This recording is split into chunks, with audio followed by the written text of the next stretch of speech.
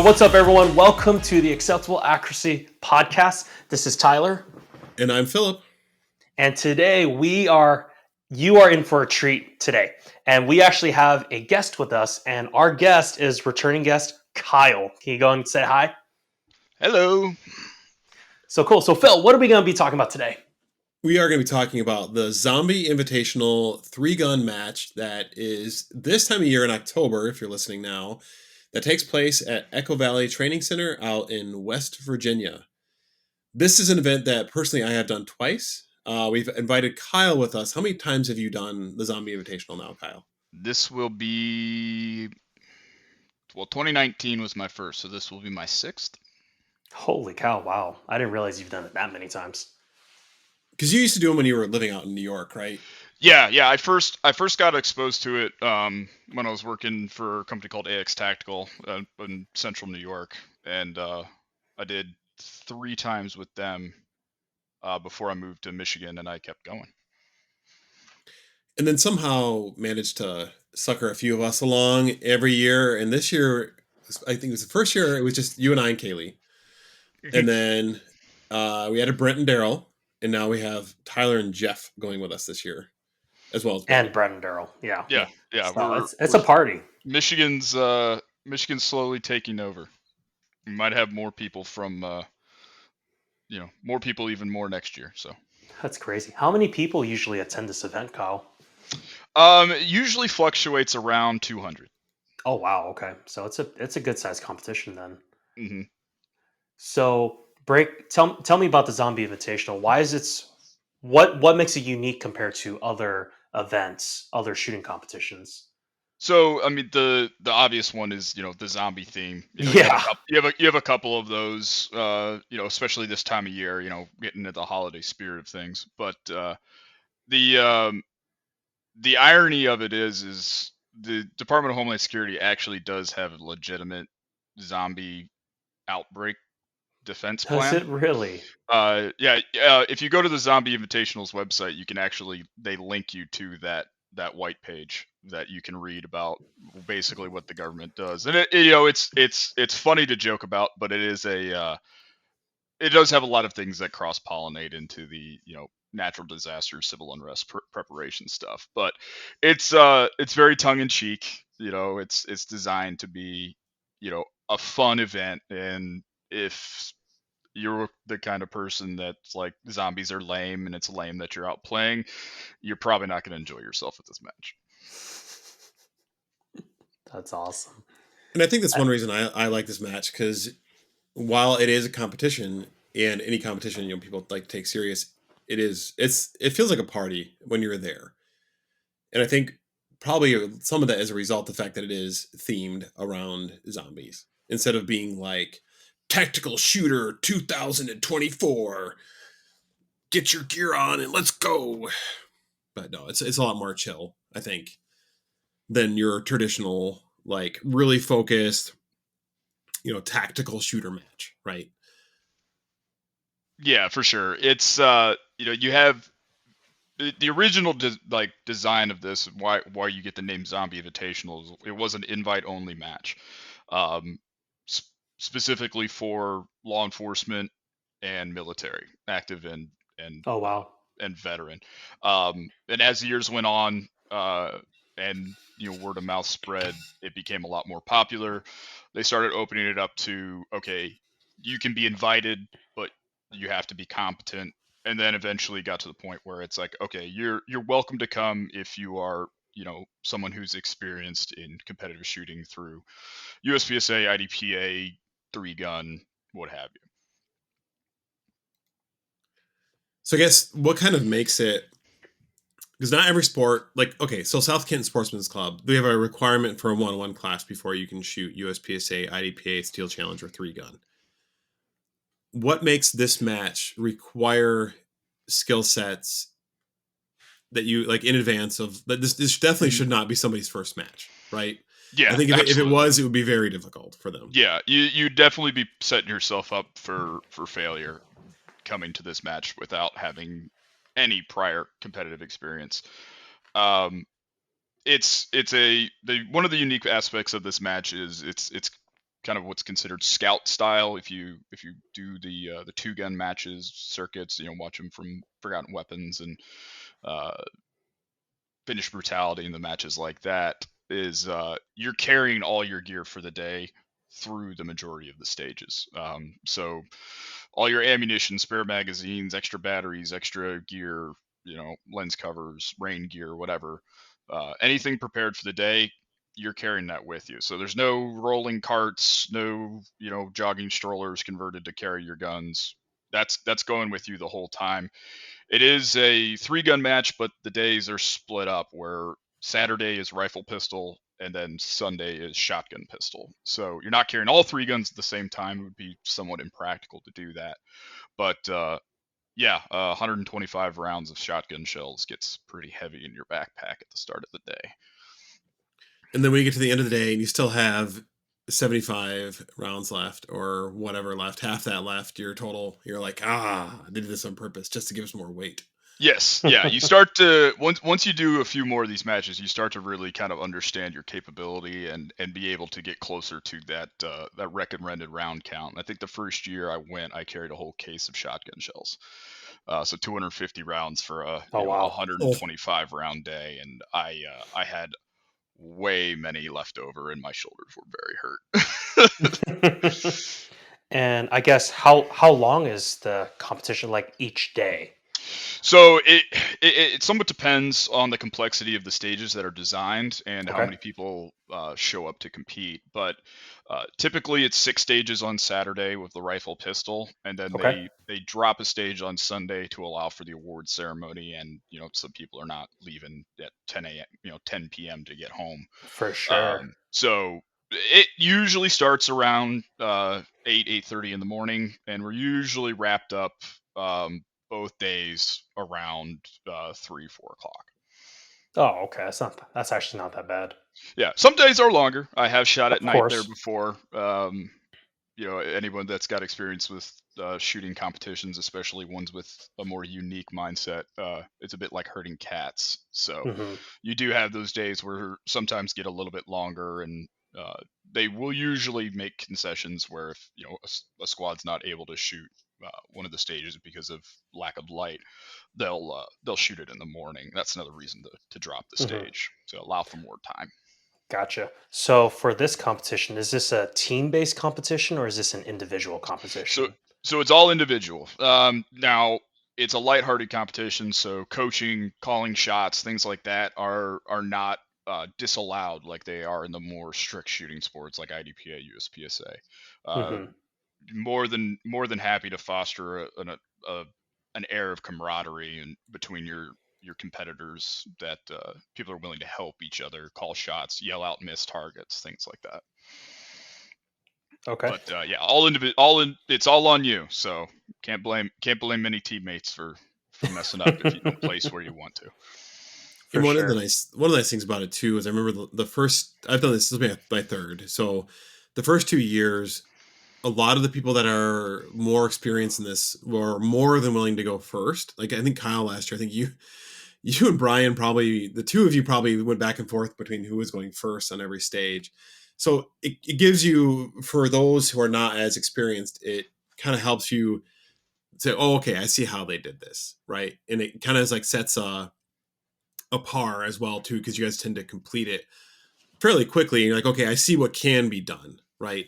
So in that regard, and you have your, like last year was interesting because they didn't actually have set squads. You went along with your people from like spot to spot. So it was really interesting. So you kind of had this, again, this camaraderie of this group together where everybody's encouraging each other, saying, hey, good job. And the people that are more experienced are like, hey, let me show you kind of how I think this should be run.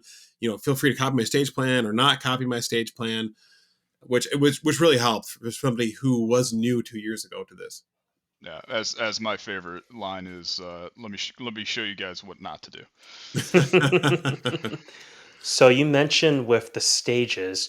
So is there a set order of the stages you have to do, or can you just go to any of the 6 stages at So any the time? the round robin style that you're familiar with is how this that most competitors are going to be familiar with. You know, where every competitor is broken down into squads, and then squads start Hmm. on a given stage, and then you go in order of number. That's how it was run most of the time. Last year was a new style where instead of being set squads, you just were given a list of stickers and with your name and competitor number on them, and Okay. you went to a stage, put your sticker in line, and then the RO scorer would call your name up and you'd go run your stage. They'd record your time plus penalties, and then you move on to the next stage. And that worked really well. And it was Oh nice. yeah. And it was definitely nice being able to shoot with some of the people that I don't get to see very often. You know, Yeah. you get to see people and interact with more people that way rather than Hmm. just your squad. Yep. So I personally really enjoyed that style, and I'm not sure if they're planning to do that again. But how well it ran last time, I would not be surprised if they did. Yeah, I'd be Okay. shocked too. And then it allows people to really have that flexibility of who they choose to shoot with. Because I remember the first year we were there, most people are generally pretty safe. And obviously, you're going to walk up on a stage and there's going to be people ahead of you. But it's nice to not have to be around somebody who's either being negative or is could use some work on their shooting skills. Let's just put it that way. Hmm. Hmm. That Yeah, makes sense. absolutely. So tell me about that first day, that day where you have your carbine and your pistol. What kind of challenges or concepts can competitors expect? So again, this is a very unique match. Hmm. You'll be starting inside of vehicles, crawling through them. Oh Um, wow. Last year there was a stage. They have a unique bay where you're able to shoot in almost a full 360 degree versus the normal That's 180 amazing. degree. Um, so you started out in the front seat of a car with your pistol, draw engage targets, and then clear your pistol, and then climb over the center console, engage your rifle, and then start shooting those targets from around the vehicle that way. I've the second time I shot this match, there was a stage of similar setup where you started with your pistol, but instead of just climbing over the center console, you actually climbed out of your vehicle into another vehicle that was pressed right up against the side of it.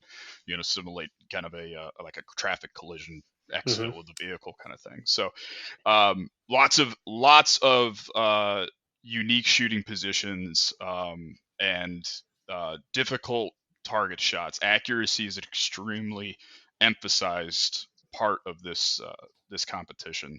So Yay. knowing your holds, knowing your holdovers, making your shots on the fly, offhanded at 200 yards, things like that are not Okay. uncommon shots to be expected at this match. Okay.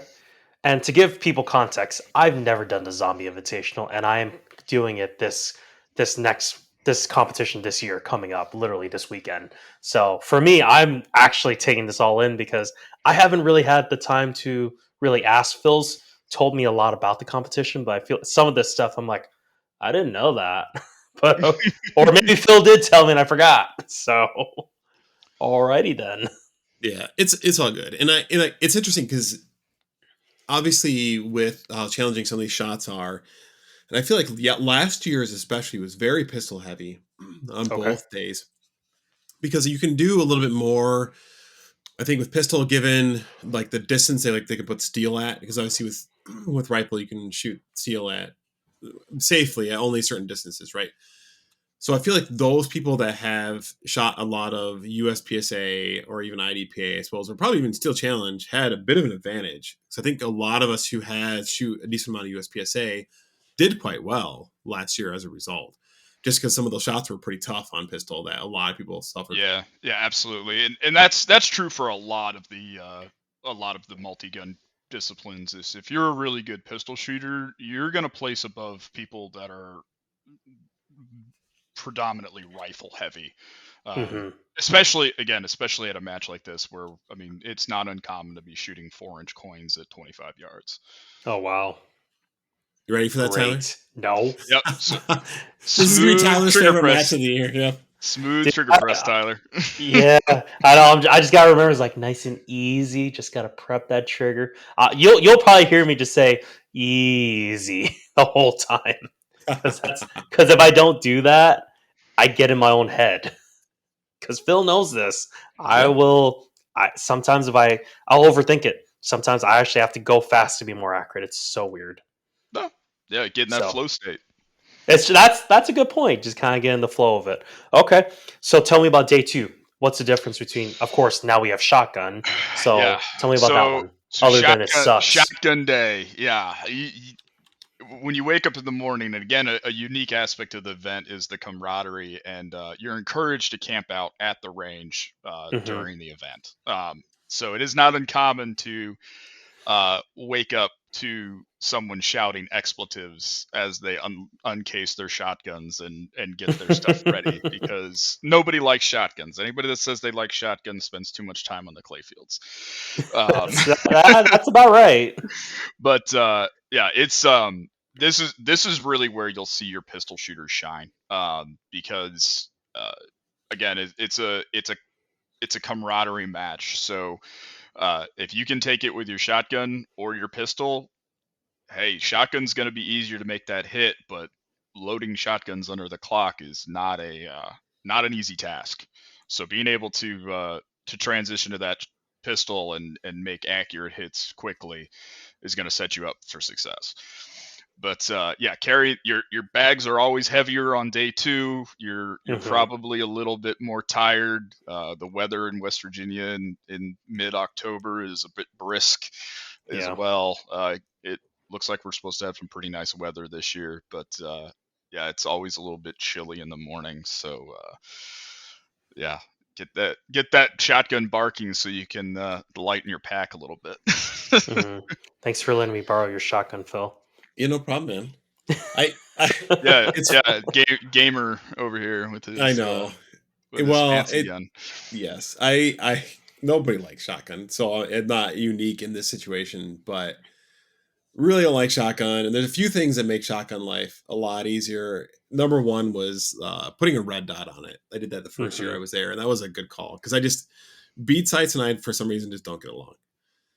So put a red dot on it. That helped a lot. And I ran that year one and two. I ran a 930. And it worked fine. I had no mechanical issues with it or whatever. But I just loading on the clock, like Kyle was saying earlier, is just nobody likes it. It's not fun. Again, unless you're like competitive in shotgun and that's your jam. Good on you. Hmm. But So yeah, with the this year, shotguns, go for it. I'll say this year I'm running a mag fed shotgun, which in of itself is always a risk as well, because typically when shotguns go down, they're not the tube fed ones, they're usually the mag fed shotguns. Now, Every Hmm. this year. one has been running fantastic, knock on wood, because my desk is wood and I can do that. But so we'll see. And I cleaned it, and it really needed it about and I shot maybe 25 rounds through it since I cleaned it, so it should be fine. Hmm. So with the shotguns, what are you shooting? Are you using birdshot, buckshot, slugs? What are you doing? So again, this match is pretty encouraging to all levels. So the only restrictions for shotgun is no steel shot, and no slugs on close steel. So Hmm. if you want to run, if you got the iron shoulders and you want to run this whole thing with turkey loads to make Oh sure my you're really knocking goodness. knocking stuff down, and Uh your huh. pocketbook can afford that, go for it. I didn't It's even not think about uncommon to that. have these people run, have competitors running, double aught buckshot or triple aught buckshot for the whole match. Again, That's accuracy is insane. really focused on this event, even with the shotguns. So having something that can reach out and touch, those small coins a little bit better than just your standard, number 7 buck or number 7 bird shot Hmm. is advantageous. I typically will bring I run my normal 7.5 2 3/4 inch loads. I Yep. do run them a little hot, mostly because of my shotgun likes a little bit hotter ammo to Okay. run reliably. But other than the slugs for the long range steel shots, not uncommon to have 150-yard steel at this Oh wow. match. With a with a shotgun is a little That's difficult, insane. but yeah, I run buckshot for some of those further shots that require some kind of activation, knockdown or something like that. That makes sense. Wow, holy cow! Well, I have to digest that. yeah. I ran birdshot the last 2 years. Now, again, that's 2 years, and I had no issues with it with an improved cylinder. Um, but my fear is always running, like Kyle's talking about, running against something that is just a little bit further out that birdshot or target load won't take down like buckshot may be able to handle. Hmm. Hmm. The other thing I So, noticed that was interesting this year was the first 2 years I think I was there, both years required 10 slugs. It's down to 5 this year. I did Yeah, see that. yeah. Dan, the match director, does he does take into account the times, and shooting this for 6 years. I've seen two different political administrations at the match, and ammunition prices vary Sure. dramatically during those, and he does do a pretty good job of staying realistic in what competitors can realistically afford. And slugs are getting more expensive. I think the last batch I bought were $1.50 a shot. Maybe it wasn't the best, but I needed them. So it's definitely getting up there when I'm used to paying 80 cents, 75 cents a round for slugs. So Hmm. uh, yeah. So adjustment of the round counts. Usually we're Hmm. seeing in the 150 rifle to about in the 150 pistol, and then your shotguns you're usually running in the 100 round plus slugs. So it's not a extremely financially burdening match like I shot Carry Optics Nationals this year, and granted I probably shot more rounds than I really needed to, but yeah, 500 rounds of competition ammo when you don't Oh reload my is goodness! Wow. pretty rough in a 3-day period. Hmm. So, of course, it's called the Zombie Invitational. So, how do you think it being a themed environment affects the difficulty and the enjoyment of the competition? So it another aspect of it being a zombie match is, as everybody that grew up in the 90s and 2000s know, you only kill a zombie by a headshot. So Hmm. paper targets I was at born in this the match. '90s. Yeah. You're welcome. You're welcome for that. Okay. Yeah, I Uh, like you're like, yeah. yeah. Uh, Yeah. so zombies require headshots. So paper targets at this match require 2 to the body, 1 to the head. So your Mozambiquing drill every Yep. paper target with pistol and Oh, rifle. okay. I Um, probably should have read that, but okay. yeah. So I typically do bring more ammo because of that. For sure. But you also get the fun aspects of it. So one stage, my first year at the shoot house, you started uh, flat on your back, laying on a tarp, and they had a casualty dummy on top of you. And the scenario was you just woke up and you've got a zombie crawling on you trying to bite your face. Oh So man. you have to launch this 140-pound casualty dummy off your chest, stand up, grab your fixed blade knife. That's a required part of the kit for the match, and stab a pumpkin before you can uh, grab your shotgun and clear the shoot house. So you get fun stuff like this. There's been stages where you have to throw tomahawks at a wall drawn up with a zombie target on it. Okay. So stuff like that. That's just fun. It's not a you, know, you can Things you practice it all you want, but it's not something you're gonna do all the time. Oh, for sure. things you're not going to see in a USPSA match, No, right? no, unless you got Yeah, really cool match directors. right. Yeah. And yeah, and because I even remember, I think it was the first year, probably my favorite stage. Because people always ask like, well, give me an example stage. I'm like, okay, it was on the 360 bay. You had one hand that was zip tied to a pole. Hmm. It was your non-dominant hand, and you had to draw your pistol, shoot these small coins. There were like 3 or 4 of them. Shoot them, and then as soon as you shot them, you reholstered your pistol. And I think you had like limited rounds, so you went empty, right? So if you missed, then you lost points. Hmm. Holstered your pistol, grabbed scissors, cut the snips, stabbed a pumpkin in the head, picked up your shotgun, and then cleared a bunch of other targets in the bay around you. And then I think you, or no, went back to pistol maybe, and then went to shotgun. So you had I to do think you had both. the choice, if I remember Yep. correctly. You could either draw your pistol, re-hot it, and clear, or you could just go straight to the shotgun. So that's unique. You're not going to get that at a lot of other matches that have rules like USPSA, IDPA, even multi-gun matches. You're not going to see a lot of that. I think these kind of outlaw matches are where you get the more interesting stages. And honestly, outside of maybe the Wolverine 5K, and I don't know all the matches, this is probably one of the more unique setups in that regard. Yeah, absolutely. It's safety is still paramount. If you mess up, their ROs are going to jump on you. And being that it is the history of the match is a military law enforcement, you might want to be a little bit more of a thick-skinned individual coming to this match as well, because if you mess up, you will know about it. Now they're not going to embarrass people. They're not going to berate people, but some people might raise their voice around you. So if you're the kind of person that doesn't like being called out for your mistakes, it's probably maybe come watch. Oh, fair enough. So you guys, of course, kind of mentioned other competitions like USPSA, three gun, IDPA, and are there any specific rules or guidelines that the Zombie Invitational is different from all of these other competitions? Yeah.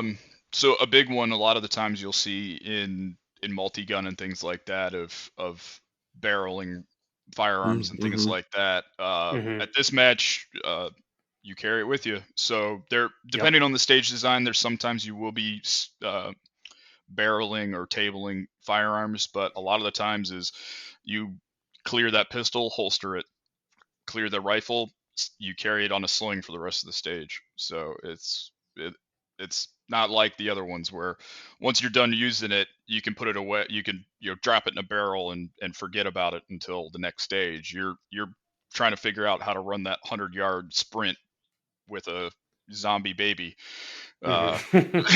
with while you're That's while you got awesome. a shotgun, an empty shotgun slung across your chest.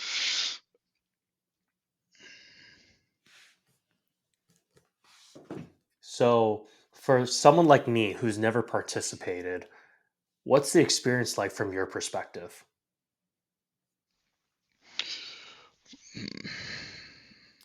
Well, I Like guess a yes. Go ahead, clarify. Yeah, I was gonna say, you mean like experience required to shoot the match, Tyler, or like the experience of being at the match? Both. Why don't you go Oh, talk about both of it? I would say the requirements are somebody who's very subconsciously safe with their firearms. Somebody that does not have to consciously think about finger off the trigger while they're Yep. moving, safety on when they're moving with the gun, not turning around breaking 180 with with their long guns or pistols, things like that. Is if you're going to go to a match, or really any match like this where multiple guns are involved, that that is probably something that you want to have down before you come out to compete. Other matches may be better suited for that. Somebody that has to be slower and conscious, but there's just so much stuff going on at matches like this that you can't be constantly making sure that you are always having that safety active in your mind, because you will stumble, and Hmm. you will not be competitive.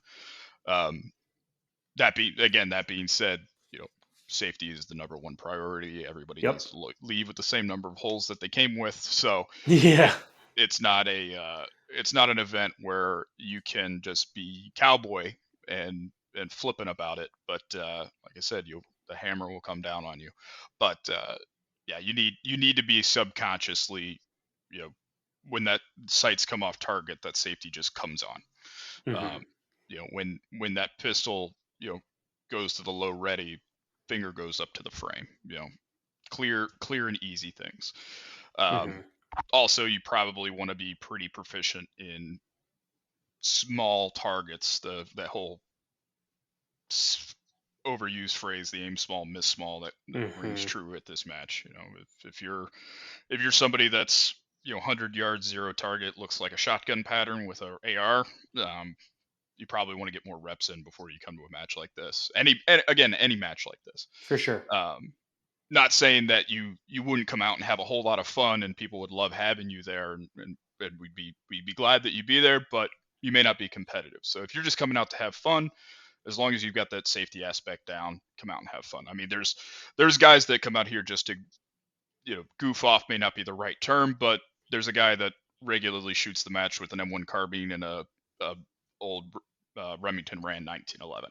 Nice. Yeah, he's not very competitive, but he has a blast. He's a great. Yeah, he's there to have fun. I love it. He's a great guy. So it's not necessarily something that if you want to come out and win the gold, you're going up against some pretty amazing shooters. So I come out and have fun. Mm-hmm. And then for both of you guys, are you guys fairly competitive in rankings in this competition, or tell me about that? Humble brag, I guess. Go for it, man. That's why I'm asking.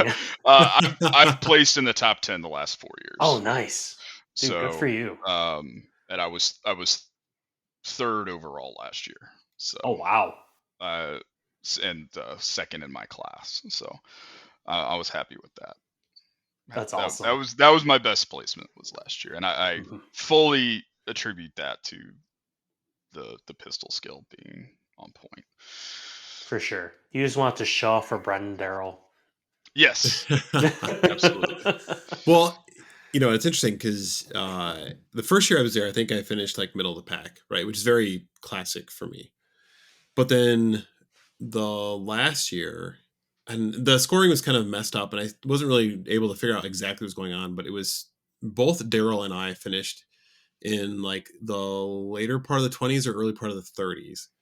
Okay. Which is probably for a match that size awesome. That's like top 10%, dude.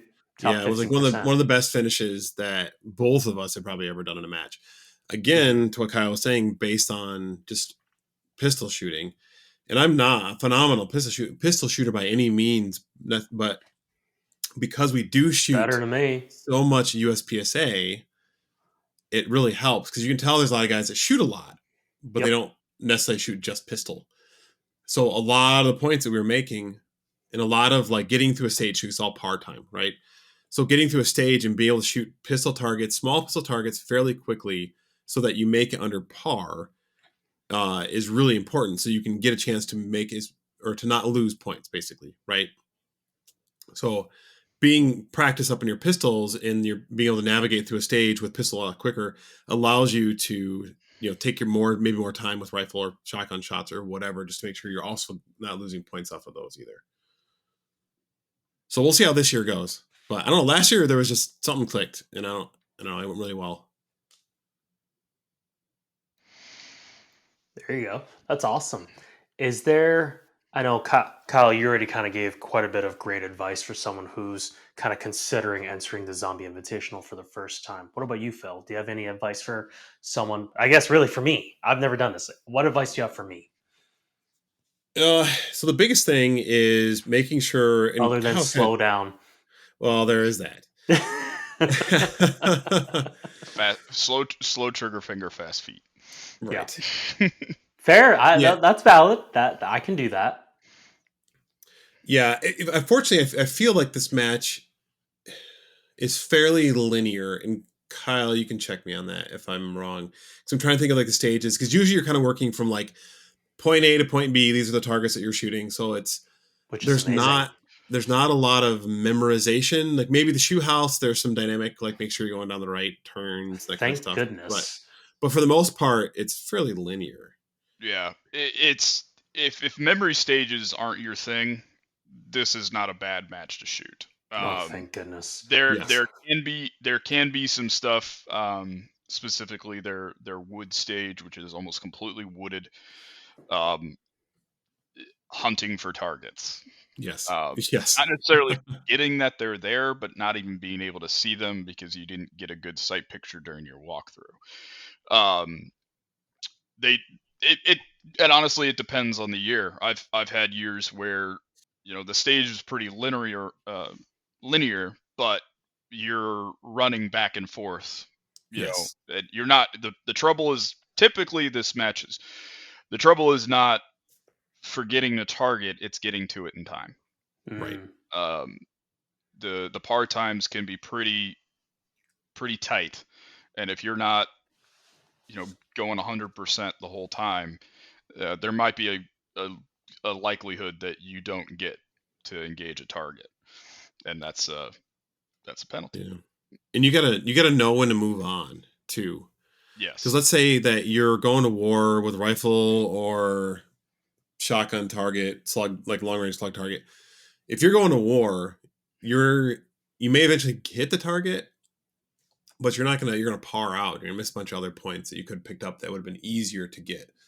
As long as if I remember correctly, when you engage, but if you don't hit, you don't lose as many points as if you don't engage and don't hit. Yeah. I don't remember off the top of my head, but I believe not engaging a target is a 60-second penalty, which is pretty much you're done. Like you just shot the stage for fun. Yep. But missing a target is 5 seconds. So if you're going to war with a target, but there's 15 targets left and you got 30 seconds to go, you wasted your time. Yep. Move on. You Move take on. the penalty, move on. Take the penalty, move on. And again, that'll come down in the camaraderie aspect. You'll hear people yelling at you from back. Just go. Just forget it. Go on. Yep. And there's a lot of talk about that ahead of time too, where you're looking at targets and you're like, okay, I know roughly where my skills are. Other people are like, hey, I'm gonna take 2-3 shots of this and I'm moving on. So having that stage plan in advance to say, this is what I'm willing to give up on attempting this target, and then sticking to it and moving on. Everybody's going to have missed targets for the most part. Maybe a few of people who are really good won't, but you're probably going to have a few missed targets. So just get ready, have the stage plan, stick to it. Don't try to man up's the wrong word, but don't try to show off or I'm going to get this target. No, just move on. Yeah. And have that stage plan in your mind ahead of time is really important. Yeah, it's not worth picking up that little bit of points to sacrifice the rest of the stage. And even if you're not being even if your goal isn't to be competitive and place at this match, not shooting a large portion of the stage isn't fun. Exactly. Going out you pay for the whole stage. Yeah, you paid for the whole stage. Yeah. The whole stage. There's a very difficult target that they've started to implement over the last couple years, which is your standard C-zone steel target with a hostage flipper, that most people are pretty familiar with. However, the 2x2 eye box on the top of the head of the target is cut, and you're required to swing that hostage target in behind the head, and then swing it back out. Sometimes you're running that needle at some pretty difficult distances, and if you swing it in but you just can't get it to go back out, maybe just go and enjoy the rest of the stage. Yep. That makes sense. Get points elsewhere. And I think sometimes they put those traps in there mid stage or early stage or whatever to get people to get hung up in that. Yeah. They can get kind of crafty. They can suck people in on some of those stages. Last year there was a new. They will tend to sometimes implement new rules for the match. A couple years ago, it was required to bring a tourniquet, and at some point on one of the stages, you will be required to apply that tourniquet. There you go. So they provided some reference materials for the competitors to be able to practice at home and things like that. And again, it being a military match, there are some extremely capable people with tourniquets who will happily show you how to do it. But they'll be very happily showing you. But last year they implemented that any dropped magazine is now theirs for the day. Oh, so wow. It goes in a Ziploc bag with your name on it, and you get it back tomorrow morning. And most of those pistol magazines, people were starting to share magazines, I think, by the end of the day. But one stage in particular, they required you to empty to shoot until slide lock at a target. Okay. It was required to have 2 hits on the target. There was no bonus points for more, but You just had to empty your magazine at that target. I'm friends with the RO Chris, who designed that stage. He's a little bit of a psycho, but he said that over half of the competitors just dropped the mag on the ground without even thinking about it. I believe And it. he had I'm pretty sure I did. well, everyone in our group did. Yeah. Except Daryl might not have. Daryl might have gone last and saw all of us do it first. Yes, but that's par for the course for Daryl to be like, you idiots. Chris said he had one of the picnic tables at his stage was completely covered in bags with mags by the end of the day because That's because wild. it was just such a subconscious thing. Your gun goes to slide lock, drop that mag, put the other one in. But at the zombie apocalypse, there is no Dunham Sports and Shields All Sports to go just pick up another Glock mag from if you left it behind fleeing the zombie horde. So I think on that stage I lost 3 mags on That's that stage crazy. because there was the one at the beginning, and then there was another spot further down towards I think it was towards the end where you had to engage a bunch of pistol, and I don't remember if it was like limited magazines or there's a lot of targets. But I remember I kept spitting mags on the ground, and as I was down, I was like, oh no. Fortunately, I think that was the last stage I did that on. I think maybe I lost one more mag, but bring all your magazines with you for sure. Yeah. About how many mags should you bring for this competition? So that's a good point. You can do it. If you have a limited funds, limited capacity for purchasing a mags, you can absolutely do this match with two or three rifle mags and 3 or 4 pistol magazines, and then just some way to carry shotgun shells, either a cargo pocket, a dump pouch, in the Molly magazine chest rig, in a magazine if you want to game it, Phil. But the whole aspect of you having to carry your gear, I prefer to carry my spare ammo in spare magazines. It makes the bag carry a lot better. For sure. You're not sloshing ammo around. Yeah, it keeps my ammo management too, because I don't have to hand jam a mag between a stage. I just go take my partial magazine out, throw it in the bottom of the bag, take the new mag out, put it in my belt, and then I'm ready for the next stage without having to do anything. So makes sense. But yeah, you could absolutely do this with 4 pistol mags and 2 or 3 rifle mags. Again, depending on the stage design, but most of the time you're not going through 260 round, 230 round mags and 4 19 round Glock mags. I remember last year when they had Shotgun Day, and there was those people that had the mag-fed shotguns, and a lot of them were fortunately having issues. They were like the Turkish stuff, the really cheap ones you can buy. And I remember those only come with like 2 mags, and they're hard to get. Sometimes they're hard to get mags, or they just didn't buy them or whatever. So they would drop them on the ground. But the ROs were nice enough to be like, all right, I understand you only have 2 of these magazines. You can have them back. That was pretty cool of them. Yeah. But yeah, and there's the guys there are they're gruff people. If you go to this match, you will meet a man named Sean, and I hope he listens to this podcast, because the level of talking that man can do is after 4 years in the Army, 3 years in a fraternity, I've never met someone better than him at it. But he does want people to have a good time, and as all the ROs do. So they're, if you're, hey man, I know I dropped the mag, I know that's the game, but I literally only have 1 Glock mag left, they're just gonna give it to you.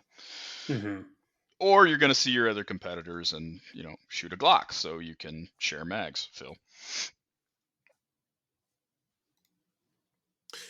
Yeah, no, absolutely. And well, are you talking about the last 3-gun match? Because I had enough, like, I shoot MPs, so I had plenty of mags. Fortunately, because I bought a ton. Because I have a few MPs around now at this point. But you did have to borrow a couple of my Glock mags at the last match. Yeah, did you really? I did. I had to use my backup, like my concealed carry Glock clone, because my primary firearm, the optic went down on it unexpectedly. So yeah, I appreciate that, because otherwise it would have been like 15 round mags the whole day, or 17 round mags the whole day. So that was good. Anyway, always have extra mags. Fair enough. Yeah, So Go for it. I was just gonna say they're with the AR mags especially they're cheap enough. Most people have a bajillion P mags anyway. Pistol mags obviously a little bit harder if you're not shooting a Glock. Hmm. Those can, like any other like a P3 or 320 or like a Smith Wesson or anybody else. Like poor 19 or 2011 guys, not cheap mags, so don't drop your mags. Yeah. Yeah, no kidding. So, do you guys have any closing thoughts? So the one thing we didn't really touch on too much was the outside fun of this event too. Obviously, it's a shooting event Saturday and Sunday, but then last year they added some Friday night shooting where they had this really cool, Okay. like color coded nighttime shooting thing where you would get like they had steel targets on either side. It would light up depending on what color it was. You had to shoot it. If it was a different color, you didn't shoot it, and it was in random order, and that was really fun. So I think there's a lot of there's a with this match because you're there for so many days and a few evenings. There's a little bit more of like kind of a festival feel to it, like hanging out. People are camping. The weather, gets cold at night. There's fires going, and it kind of feels like along the zombie apocalypse kind of vibe where everyone's just kind of like huddled up in like a safe like spot, like a safe zone or something like that, and then you go out and like battle zombies the rest of the day. So if you kind of treat it like that and kind of like Kyle was saying earlier, it's supposed to be fun. It's supposed to be tongue in cheek, and treat it as such. You're gonna have a great time. That's my closing thought. Yeah. Yeah. It's without a doubt the most fun match I compete in the year. Um, there's people from all over, mostly the Virginia, Maryland, Pennsylvania area, but there's all different kinds of people. You'll talk to people and just the wild stuff they talk about and they do. When you're spending, essentially 2 days and 2 nights with people, you start talking about just random stuff. And I have people that I've met at this match that I'll keep, even if I never shoot the match again, I'll still keep touch with them. So it's a really just an enjoyable match, and it is challenging, but you're there for fun. And if you forget that aspect, then it's not it's not fun. You're not going to enjoy it. It's a punishing enough match where if you can't laugh at yourself for mistakes or uh, you know be happy for other people's accomplishments, then it's not going to be fun for you. But the best times of the match is because of the people and the guys that put it on, and Hmm. and just spending 3 days just having fun with like-minded people out in the woods. That's awesome. So, What? Phil, Go ahead. what's up? I was just say, what are your closing thoughts, Tyler? I mean, of course, with me, I've never done this competition. It's really, I'm glad that we did this episode because it really gave me a better perspective of it. Because probably I've only really heard from you, Phil, and I think we did like one training day with Brent and Daryl, but Yep. it's really cool to sit down and actually talk about the event more. And now that it's around the corner, it's really helping me to get maybe a better perspective, maybe a different view as well of it. So it's actually making me a little more excited to do it because Yeah. I'll be real with you. I've been like, I know you guys have been like really pumped about it, hyped it up. I've been like, okay, I'm gonna be real Well, it's with hard. you. It's hard when you've not done it before, right? It is, and that's kind of I feel like that's been every competition I've done, whether it's USPSA or Wolverine 5K, and now the Zombie. Like the first one's always been okay until because I'm very much a kinesthetic learner. I learn by doing. So Right. unless I do something, I don't really care, I guess, or I don't get as excited about it. So that's It's probably good. It's going to be yeah. your favorite match of the year, Tyler. Or I'm excited. I'm looking forward to it. Or by Monday, I'm like just to say this, I'm gonna tell you it sucked. But No, I'm you won't. kidding. That's No, I fine. won't. I'll tell Sean where you live. There we go. Oh man. So Phil, what can we expect for the next two episodes? Speaking of the Zombie Invitational, because today was just the introduction, just part one. Yeah. What can So listeners expect? Yep. Next 2 episodes, we're gonna break down each day, right? So we'll kind of go over the match. We'll bring in some of the other competitors as well to get their thoughts on how, like, day one went with pistol or rifle. How did day two go with pistol shotgun? Especially for a lot of us who don't shoot pistol shotgun, I'm sure that's going to be a hilarious episode of frustration. Yeah. But honestly, it's not too awful. I say that now, not having no idea what this specific Zombie Invitational will bring from a shotgun perspective. But yeah, it'll be a good time, and we'll cover that. Additionally, I will note that we're going to try to get a lot of footage this year as well too, in all different like aspects, and we're going to actually try to put some of our first video content together along with this. It'll probably take a little bit to get it out and get it edited and stuff, just because we've not done it before. But also look for that as well too, now that our YouTube channel is officially up and running. Nice. So Phil, what's your dad advice? Actually, I knew you were going to ask me this first, and I'm prepared this time to talk about dad advice. All right, fine. And Kyle, it's what's your actually dad no. advice? No. Nice try there, buddy. So my advice is actually around this match a lot. There are Kyle, former military, infantryman, spent a lot of time, learning tactics, shooting with the government paying him to do so. Right. There's a lot of civilians that own a lot of equipment, myself included, that have it, they don't go use it. Right. It's often hard to find an excuse to go use it other than just going to shoot at a flat range. Now, this is really a glorified flat range, right? But it does give you a reason to practice and train to shoot competitively under the clock.